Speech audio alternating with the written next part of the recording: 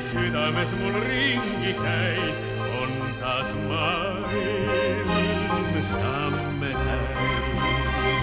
Tallinna Vene kultuurifestivali raames tähistatakse sel aastal Georg Otsa 100. sünniaastapäeva kontsertkavaga Georg Ots ja vene muusika.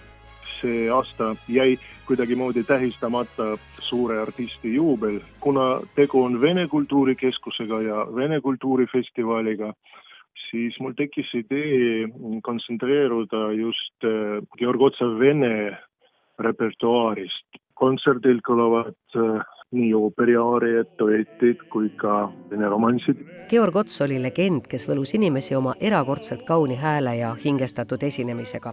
Ka tänasel päeval kuulatakse uuesti ja uuesti tema poolt kuulsaks lauldud meloodiaid.